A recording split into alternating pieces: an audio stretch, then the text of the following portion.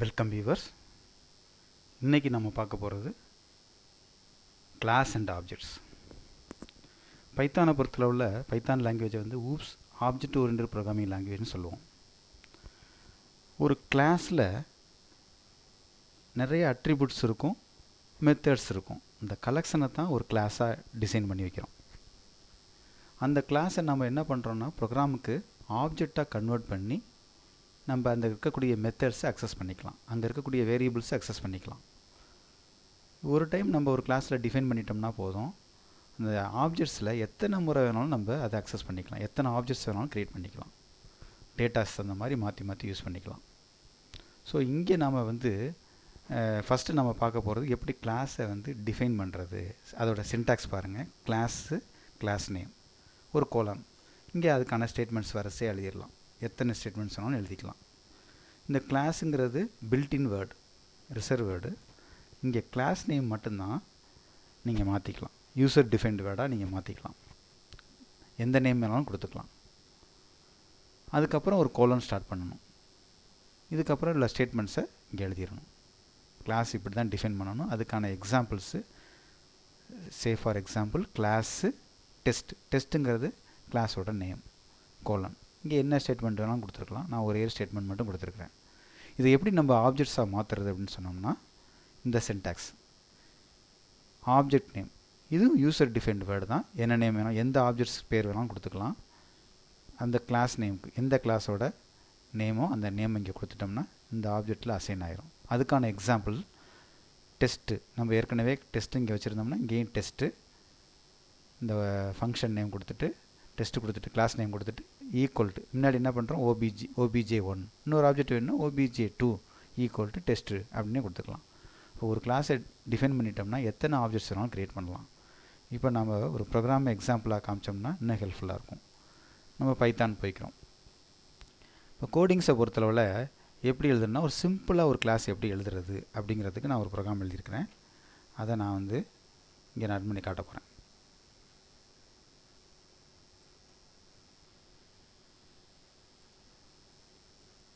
இப்போ இந்த ஒரு ப்ரோக்ராமில் வந்து நம்ம புதுசாகவே ஒரு ப்ரோக்ராம் எழுதிக்கிறோம். இந்த நான் கட் பண்ண ப்ரோக்ராமை காப்பி பண்ண ப்ரோக்ராமை இங்கே பேஸ்ட் பண்ணிக்கிறேன்.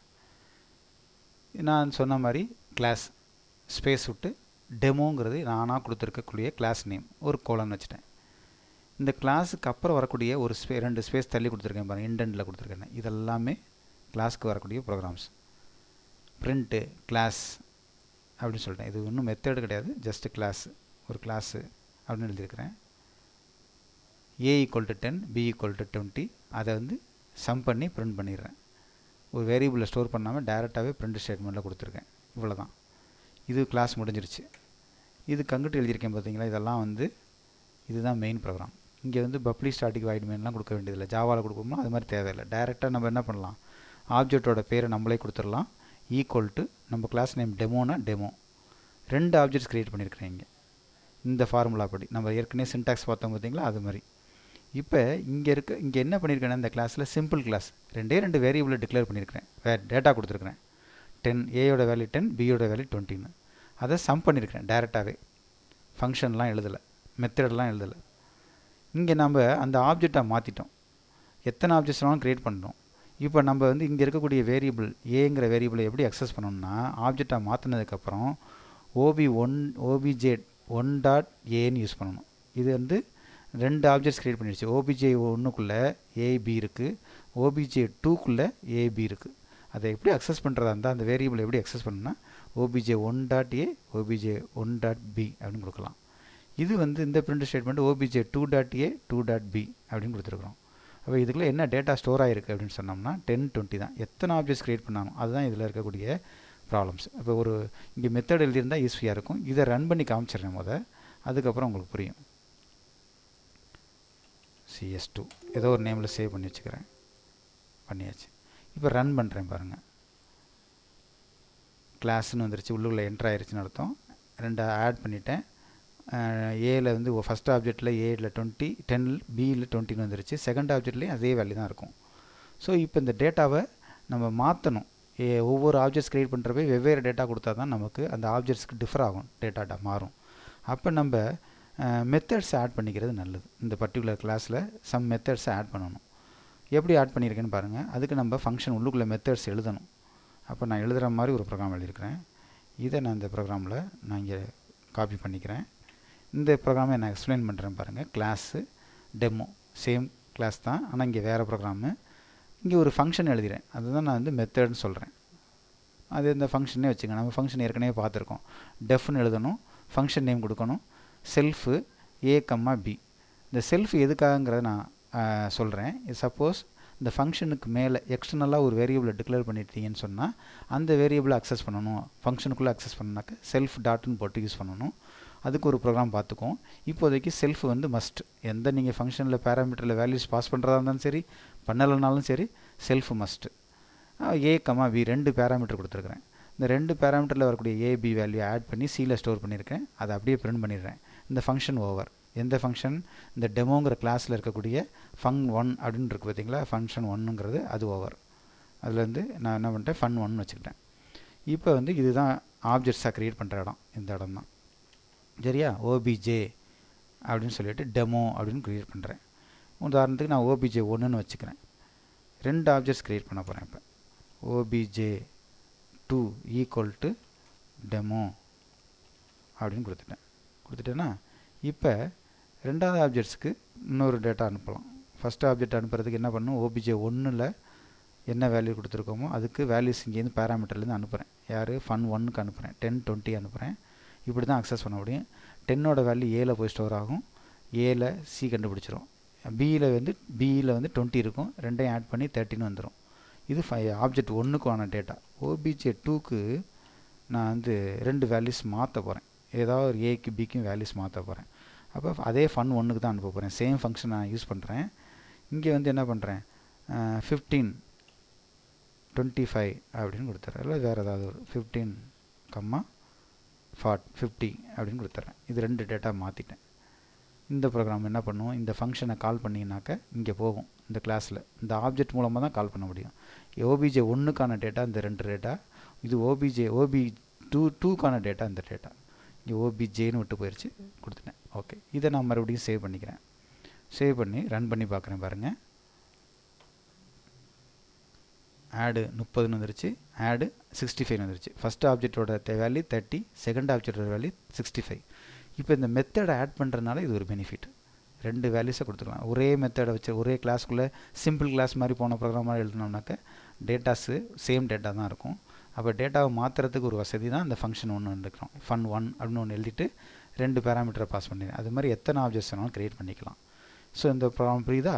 இப்போ நான் நெக்ஸ்ட்டு என்ன பண்ணுறேன் பாருங்கள். நான் ஏற்கனவே சொன்னேன் செல்ஃப் எதுக்கு யூஸ் பண்ணுறோம் அப்படின்ட்டு. அதுக்கு ஒரு எக்ஸாம்பிள் எழுதியிருக்கிறேன், அதை பாருங்கள். அதில் வந்து இதே ப்ரோக்ராமாக கூட நம்ம எடுத்துக்கலாம். இருந்தாலும் இங்கே நான் என்ன பண்ணியிருக்கேன் பாருங்கள். கிளாஸுக்கு அப்புறம் d = 50ன்னு ஒரு நம்பரை ஆட் பண்ணியிருக்கிறேன். அதை வந்து ஃபங்க்ஷனுக்கு மேலே எழுதியிருக்கேன். fun1க்கு மேலே எழுதிட்டேன். எக்ஸ்டர்னல் டிக்ளரேஷனாக கொடுத்துருக்குறேன். இப்போ நமக்கு ஏற்கனவே உள்ள ப்ரோக்ராமில் ஏபி தெரியும். அந்த ஏபிக்கு இந்த ஃபங்க்ஷன் மூலமாக 2 வேல்யூ பாஸ் பண்ணுறோம். அந்த ஆப்ஜெக்ட்ஸ் மூலமாக obj மூலமாக. அது ஏல ஒரு வேல்யூ 20 வந்திருக்கும், பியில் 13 வந்திருக்கிறோம். இப்போ ஏல 20, பியில் 30 வந்துருச்சு. இந்த செல்ஃப் டாட் டி வெறும் டின்னு யூஸ் பண்ண முடியாது, ஏன்னா எக்ஸ்டர்னல் டிக்ளரேஷனாக இருக்கிறதுனால. இந்த செல்ஃப் அப்படின்னா கரண்ட்டாக இருக்கக்கூடிய டேட்டா.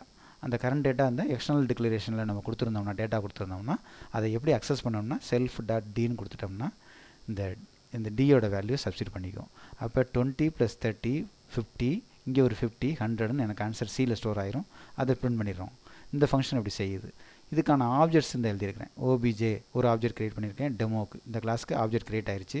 இந்த ஆப்ஜெக்ட் மூலமாக இந்த ஃபங்க்ஷனை கால் பண்ணுறேன். fun1 ஃபங்க்ஷன் 1 கால் பண்ணுறேன். 2 பேராமீட்டர் தான் அனுப்புகிறேன். செல்ஃபுக்கு நான் அனுப்புறதில்லை. செல்ஃபுக்கு நீங்கள் அனுப்ப முடியாது. இந்த கிளாஸுக்குள்ளே இருக்கக்கூடிய ஃபங்க்ஷனுக்கு செல்ஃப் கட்டாயம் யூஸ் பண்ணணும், அது மஸ்ட்டு. அது எதுக்காகங்கிறதுக்கு தான் இங்கே இந்த எக்ஸாம்பிள் ப்ராப்ளம்ஸ். இதை நான் சேவ் பண்ணிவிட்டு ரன் பண்ணி பார்க்குறேன். பாருங்கள், உங்களுக்கு புரியும். என்ன வந்துருச்சு பாருங்கள், 100ன்னு நம்ம கால்குலேட் பண்ண ஆன்சர் 100ன்னு வந்துருச்சு. இப்போ புரிஞ்சுக்கிட்டிங்களா எதுக்கு 100 வந்துருச்சுன்னா, இங்கே நம்ம பேராமீட்டர் மூலமாக 2 வேல்யூஸு, ஏற்கனவே எக்ஸ்டர்னல் டிக்ளரேஷனில் ஒரு வேரியபிள் இருக்குது, 3ஐயும் ஆட் பண்ணி சியில் ஸ்டோர் பண்ணுறேன். அதுதான் நம்ம பிரிண்ட் ஆகிருக்குது. இந்த ப்ராப்ளம் புரிஞ்சிருக்குன்னு நம்புகிறேன். அடுத்த ப்ராப்ளம் என்ன சொல்கிறோம் அப்படின்னு சொன்னோம்னா, ரிட்டர்ன் பண்ணலாம். அங்கேயே பிரிண்ட் பண்ணாமல் நம்ம இந்த ஃபங்க்ஷன் ஆப்ஜெக்ட்ஸ்க்கு ரிட்டர்ன் பண்ணலாம். எப்படி ரிட்டர்ன் பண்ணுறது அப்படிங்கிறதுக்கான ப்ராப்ளம் தான் இங்கே நான் சொல்ல போகிறேன். பாருங்கள், அதே ப்ரோக்ராம் இந்த இடத்துல புதுசாக என்ன செஞ்சுருக்கேன்னாக்க ரிட்டன் சி, சியை கால்குலேட் பண்ணி பிரிண்ட் பண்ணாமல் ரிட்டன் சி.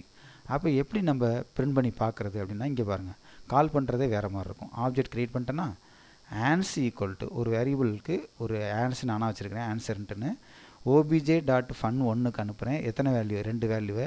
இங்கே வந்து ஃபங்க்ஷன் இங்கேருந்து போய் ஏபியில் ஸ்டோர் ஆகி அந்த 40 50ங்கிற வேல்யூ ஸ்டோர் ஆகி ஏற்கனவே இருக்கக்கூடிய 50யோட ஆட் பண்ணி சியில் ஸ்டோர் ஆகி அந்த சியை ரிட்டர்ன் பண்ணுது. எங்கே ஃபங்க்ஷன் அனுப்புகிறீங்களோ இதே இடத்துக்கு அந்த டேட்டா வந்துடும், அந்த ஆன்சர் இங்கே வந்துடும். அது ஏஎன்எஸில் உட்காந்துரும். அந்த ஆன்சரை நீங்கள் பிரிண்ட் பண்ணுறீங்க. அப்போ இங்கேயே பிரிண்ட் பண்ணாமல் இங்கே கொண்டாந்து பிரிண்ட் பண்ணுறோம். அதுக்கு பண்ணலாம். அதுக்கான எக்ஸாம்பிள்ஸ் தான் இந்த ப்ராப்ளம்ஸு. இதை நீங்கள் ஒர்க் பண்ணி பார்த்தீங்கன்னா உங்களுக்கு புரியும். இதை நான் ரன் பண்ணி காமிக்கிறேன். இப்போ நமக்கு 140 வந்துருச்சு. என்ன ரீசன் 140 எப்படி வந்துச்சு அப்படின்னு சொன்னால், இங்கே 50 + 90 19 வந்து 40 + 50 19 வந்துடுது. இங்கே ஒரு 50 இருக்குது பாருங்கள்.